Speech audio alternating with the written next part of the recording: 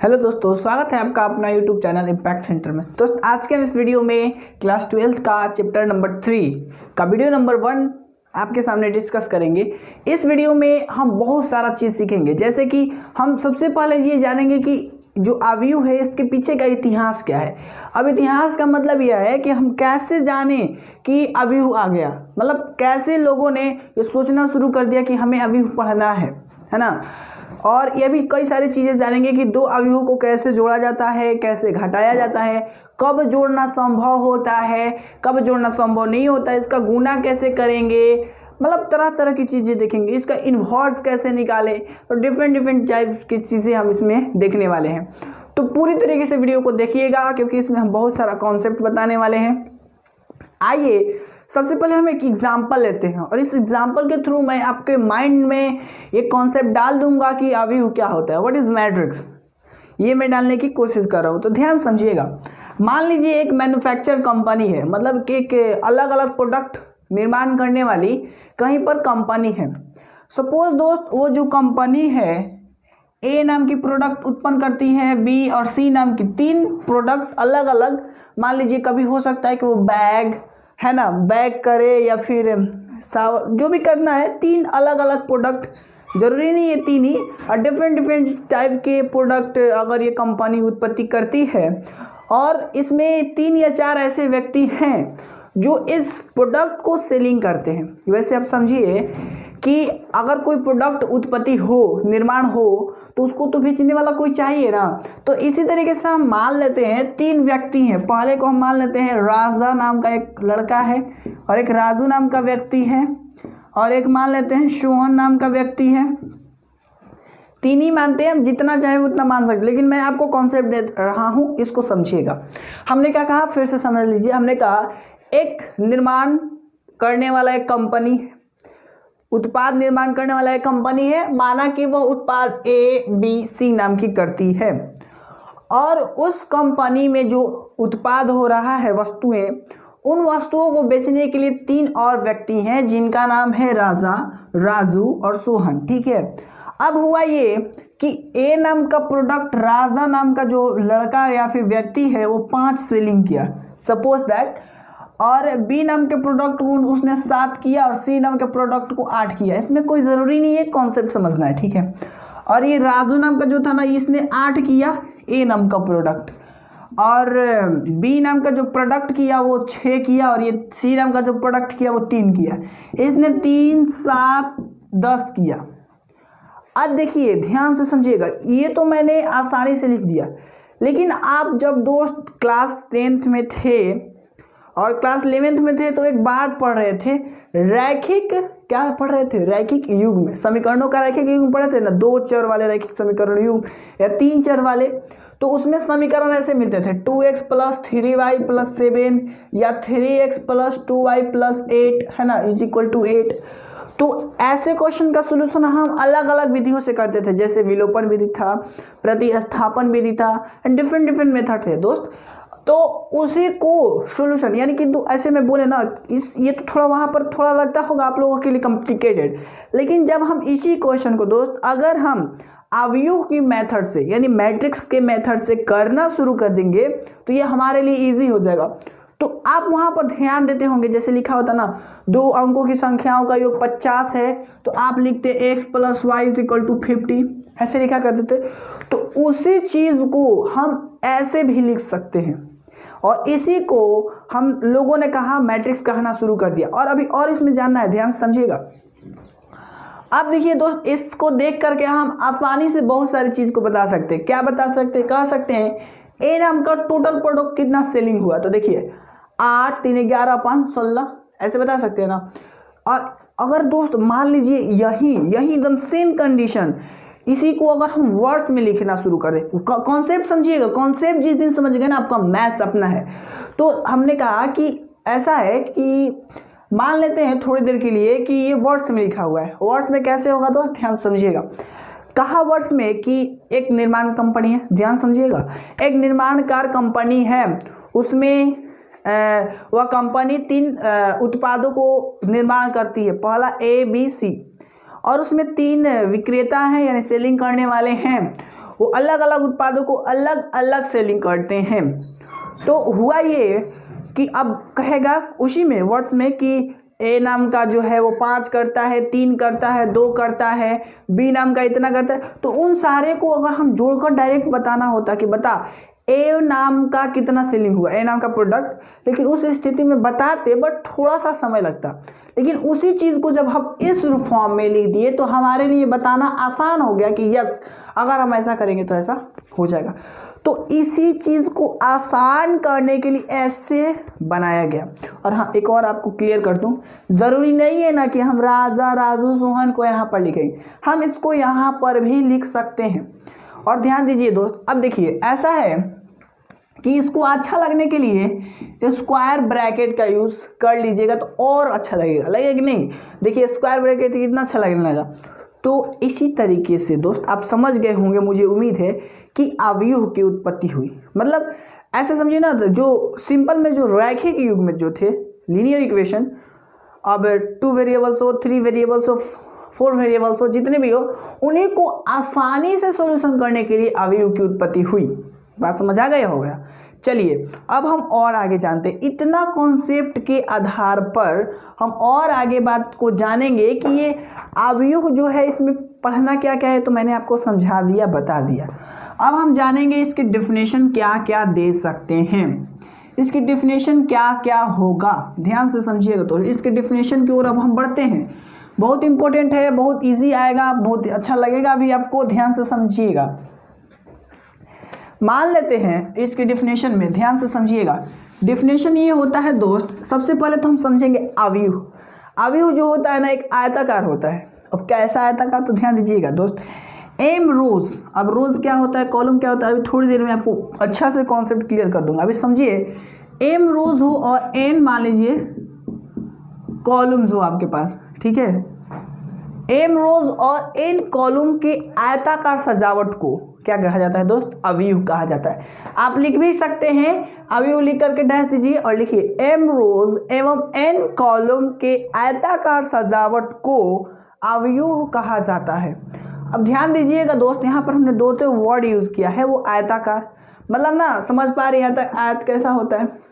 दूसरी चीज ध्यान से समझिएगा, इस और हाँ हमने ये भी बात आप लिख सकते हैं पैराग्राफ चेंज करके, इसे अंग्रेजी के capital letter A B C D E dot dot dot Z द्वारा सूचित किया जाता है। और दोस्त ध्यान दीजिएगा, जितने भी अवयव के सदस्य हैं, जितने भी अवयव के सदस्य हैं, अवयव के मेंबर हैं, उन सभी सदस्य और उन सभी मेंबरों को दोस्त स्क्वायर ब्रैकेट और इस तरीके के ब्रैकेट में रखा जाता है। लेकिन आपके क्लास 12th में पूरे NCERT में इस ब्रैकेट में रखा गया, स्क्वायर ब्रैकेट में मैट्रिक्स को रखा गया है। चलिए ये भी समझ गए होंगे। अब मैं आपको और आगे समझाता हूँ, ध्यान से समझिएगा दोस्त। मान लीजिए, अब देखिए, अब जो बताने जा रहा हूँ ना बहुत इंपॉर्टेंट है। ए नाम का है और AEIOU है, और इस तरफ 1 2 3 4 और 5 है। तो ध्यान से समझिएगा, इसमें देख देख करके मैं बहुत सारे आपको बातों को बताने वाला हूँ, बहुत सारे कॉन्सेप्ट क्लियर करने वाला हूँ। जैसा कि मैंने कहा अभी अभी कि अवयव को हम capital A, capital B, capital C, capital D EDC द्वारा सूचित करते हैं। और अवयव के जितने भी हैं जो सजावट है उसको हम स्क्वायर ब्रैकेट के अंतर्गत रहते हैं। और एक और बात बता दूं दोस्त, जो स्क्वायर ब्रैकेट यहाँ पर दिखाई दे रहा है, इस स्क्वायर ब्रैकेट के अंदर हम कोई भी संख्या रख सकते हैं, चाहे वो वास्तविक संख्या हो और चाहे वो काल्पनिक संख्या हो। हम किसी भी संख्याओं को इसमें रख सकते हैं। क्लियर है बात? बहुत अच्छा। अब ध्यान से समझिएगा दोस्त, आप 2 लाइन समझते होंगे। देखिए, एक धरती के समांतर लाइन और एक धरती के लंबवत लाइन। तो ध्यान से समझिएगा दोस्त, अगर आप ऑब्जर्व कीजिएगा तो ये धरती के समांतर लाइनें हैं।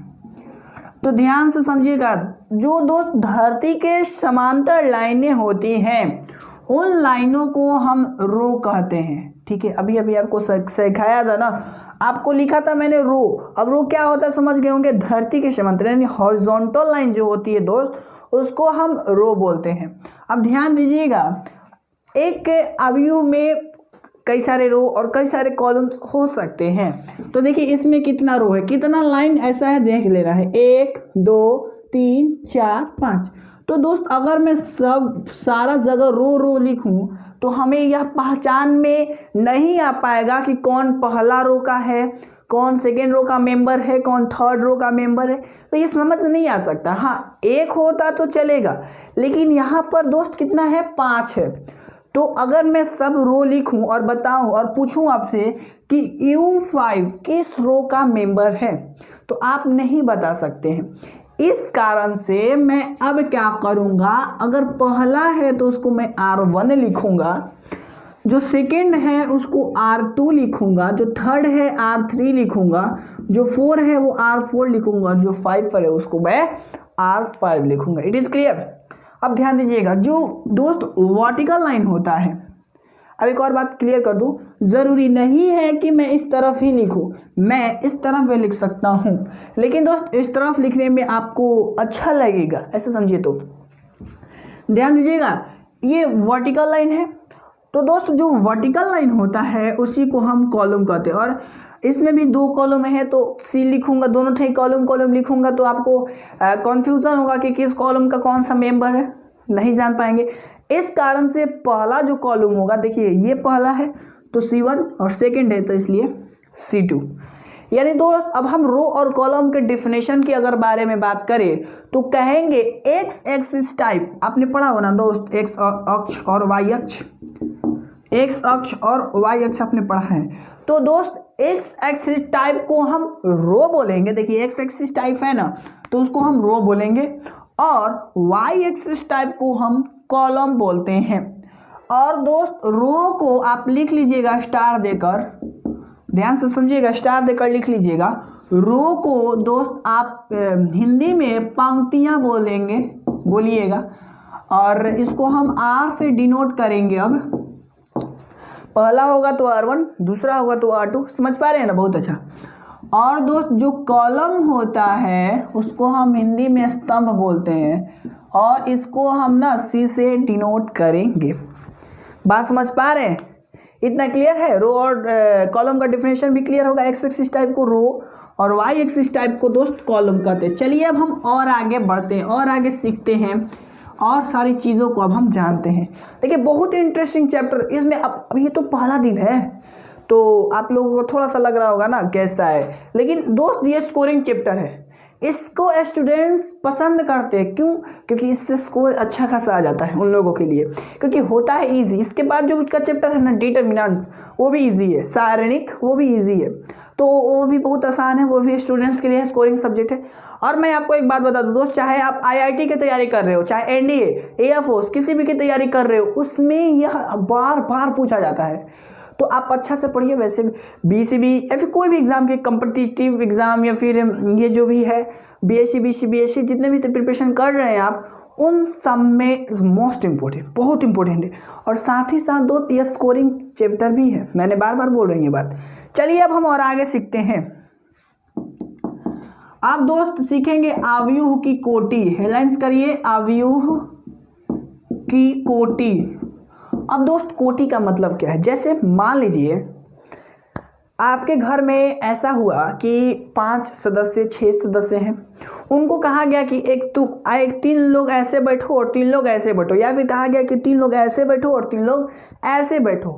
तो और ये कर लेने के बाद मुझसे अगर पूछा जाए कि इसका मतलब कैसे बैठे लोग, ऐसे कितना लोग हैं और ऐसे कितना लोग हैं, तो उसी को बताने के लिए जिस चीज़ का उपयोग किया जाता है उसी को हम कोटि बोलते हैं। कोटि का डेफिनेशन क्या होगा फिर दोस्त? तो देखिए कोटि का जो डेफिनेशन होता है, ध्यान से समझिएगा।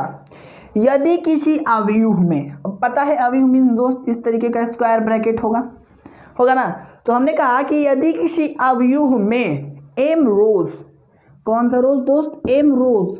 अब m रोज कहने का मीनिंग क्या है, ध्यान समझिएगा। R1 यहाँ पर R2 R3 dot dot dot पता नहीं कितना तक, लेकिन m तक जाएगा। m मीन्स R10 भी हो सकता है, 15 16 17 जितना हो सकता है वो हो सकता है। तो हमने कहा कि यदि किसी अवयव में m rows and n column हो, यदि, फिर से सुनिए दोस्त, यदि किसी अवयव में, आप लिख सकते हैं अवयव की कोटि का डेफिनेशन, यदि किसी अवयव में m रोज एवं n कॉलम्स हो तो अवयव की कोटि को m by n द्वारा सूचित किया जाता है या फिर दिया जाता है। तो दोस्त ये m by n कहाँ लिखेंगे, अब हम यहाँ लिखने की कोशिश करेंगे। अब m by n कैसे, अब हम इसके कुछ एग्जांपल समझेंगे। आपने डिफिनेशन क्लियर कर लिया होगा। आप दोस्त ध्यान दीजिएगा दोस्त, इसको हम पढ़ेंगे क्या, आप नोट में ऐसे लिख सकते हैं m by n, इसको दोस्त पढ़ा जाता है m गुना n नहीं, आप पढ़िएगा m by n, ठीक है। आप इसको दोस्त नोट में लिख लीजिए और इसको आपको पढ़ना है m by n, ठीक है, बहुत अच्छा। अब हम दोस्त इसके कुछ एग्जांपल्स की बात करें अवयव की कोटि की। मान लेते हैं a नाम का अवयव है, इसमें कुछ सदस्य हैं, एलिमेंट्स हैं इस तरीके के। अब दोस्त इस एलिमेंट्स को देख करके हमें बताना है इस किस ऑर्डर का है। तो ध्यान दीजिएगा, एक और बात बता दूं दोस्त, इधर नोट में फिर से लिख लीजिएगा, नोट नंबर 2, ये नोट नंबर 1 है, ये नोट नंबर 2 है। पहले रो लिखा जाता है, नोट नंबर 2 में के बाद उसके बाद लिखिएगा फिर कॉलम लिखा जाता है। ये आप दोस्त नोट में लिख लीजिएगा, क्योंकि आपको ऐसा नोट्स तैयार करना है ना, देखने वाले देखते रह जाए। तो हमने कहा कि पहले रो लिखा जाता है, फिर दोस्त मैंने आपसे कहा कि फिर कॉलम लिखा जाता है। It is clear. तो दोस्त अब मैं आपको समझा रहा हूँ, ओके, ध्यान से समझिएगा, बहुत इंपॉर्टेंट कॉन्सेप्ट है यहाँ पर। चलिए, तो मैंने आपसे कहा है दोस्त कि पहले देखिए, पहले रो लिखा जाता है फिर कॉलम लिखा जाता है। तो दोस्त इस अवयव को देख करके आपको बताना है कि यह किस बाई किस कोटि का अवयव है, क्योंकि दोस्त आप जब यह सीख जाएंगे ना तो आपके लिए अवयव हो जाएगा, आपका अवयव हो जाएगा, आपका गुलाम बन जाएगा ये, आप सीखिए। तो देखिए, पहले रो लिखा जाता है, और रो क्या होता है दोस्त, तो एक्स एक्सिस टाइप को हम रो बोलते हैं और वाई एक्सिस टाइप को हम कॉलम बोलते हैं। तो एक्स एक्सिस टाइप ये है और एक ये है, तो दो रो दिखाई दे रहे हैं ना। तो देखिए, ये R1 रहा और ये दोस्त ये आपका R2 रहा, समझिएगा बात। दो कॉलम भी दिखाई दे रहे होंगे क्योंकि दो वाई एक्सिस भी है। अब इसको हमें लिखना है, तो देखिए दो रो है ना, अब इसको मैं मिटा रहा हूँ, ध्यान से समझिएगा। अब आप इसको लिख सकते हैं, ध्यान दीजिएगा, कितना है, 2 रो यहाँ पर लिखा जाता है। तो m 2 है ना, m मीन्स दोस्त रो, n मीन्स दोस्त कॉलम, कॉलम भी कितना है, 2 है। तो इस तरीके से लिखा जाएगा। अब आप देखिए ना, आप उड़ा दीजिएगा। चलिए एक और एग्जांपल देख लेते हैं। मान लीजिए b बराबर, हमने इस तरफ से लिख दिया 3 4 6 2 3 5, ठीक है। और मैंने आपसे पूछा कि इसकी कोटि बताओ, तो आप बताइएगा सिंपल, 1 1 2, तो 2 लिखिएगा, गुण बाई, इसको बाई पढ़िएगा, 1 1 2 1 3, 3 है ना, 1 देखिए 1 2 और 1 3, तो ये 2 बाई 3। एक और देख लीजिए दोस्त, c इज इक्वल टू 2 3 4। अब मैंने आपसे पूछा तो क्या बताइएगा, कै गो रो है, एक गो ना, क्योंकि एक ही ना एक्सिस टाइप है, दो तो है नहीं, तो 1 बाई, अब कितना कॉलम है, 1 1 2 और 1 3, 3 ही है ना, तो यहाँ से रहा है ये 3। तो आप सब एग्जाम्पल लिखिए, सब एग्जाम्पल लिखिए, बहुत अच्छा। एक और देख लेते हैं, d इज इक्वल टू, मान लीजिए 2 3 4, फिर 3 2 5 6 7 9, इस तरीके के हैं। और मैंने आपसे पूछा कि दोस्त इसकी कोटि क्या होगी, तो आप इसका कोटि अगर लिखना चाहें तो इजीली लिख सकते हैं, ध्यान से समझिएगा थोड़ा। देखिए 1 1 2 और 1 3, 3 रो है, और बाई 1 1 2 और 1 3, दोस्त 3, यहाँ से आपको कॉलम भी दिखाई दे रहा है। तो यानी कि दोस्त जो डी की कोटि है वो कितना बाई कितना है, 3 बाई 3 है। तो ये आप कोटि समझ गए होंगे, मुझे पूरा उम्मीद है। तो अब हम और एक आगे बातें को समझा रहे हैं, ध्यान समझिएगा, कंप्लीट। चलिए अब एक दो और क्वेश्चन कर लेते हैं, ध्यान से समझना है आपको। जैसे दोस्त आपके एनसीईआरटी क्वेश्चन, आप जब एनसीईआरटी 3.1 का क्वेश्चन बनाइएगा तो उसमें आप ये पाइएगा,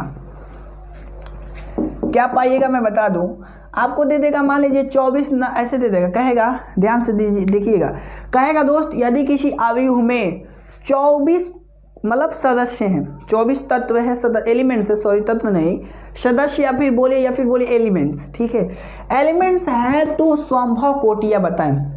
मतलब समझ पा रहे हैं, जैसे हमने कहा कि एक अवयव दिया गया इस तरीके का स्क्वायर ब्रैकेट में, अवयव का स्क्वायर ब्रैकेट समझ जाइएगा आप, उसमें कितना एलिमेंट्स है 24। देखिए इसमें कितना है, देखिए आराम से बता दिए 3/3 यानी 3 का 9। तो इसी प्रकार से ये 24 एलिमेंट्स है किसी अवयव में। अब कौन अवयव अभी हमें तो पता नहीं है, लेकिन किसी अवयव में 24 एलिमेंट्स हैं, तो बताना है कि इसकी संभव कोटियाँ कितनी होगी, ये बात हमें बताना है। तो ध्यान दीजिएगा 24 है, तो जब भी ऐसे पूछा ना तो आराम से आप क्या कीजिए, इसका ना आप 24 को कैसे कैसे तोड़ कर लिख सकते हैं ये लिख देना है। कहने का मीनिंग है आराम से आप ऐसे लिखिएगा, संभव कोटियाँ। आप दोस्त इसका क्वेश्चन लिख सकते हैं, लिखिए पहले क्वेश्चन कैसे पूछता है, लिखिए यदि किसी अवयव में 24 अवयव है तो संभव कोटियाँ लिखें। कंप्लीट दोस्त, बहुत अच्छा। चलिए इसको देख लेते हैं, संभव कोटियाँ, इसका सॉल्यूशन 1/24, क्योंकि 1 × 24 इज ऑल्सो इक्वल टू 24 होगा ना। दोस्त देखिए 24 × 1 भी लिखना होगा, मतलब सीधा और एक बार उसी समय उलट दीजिए क्योंकि बाद में तकलीफ ना हो।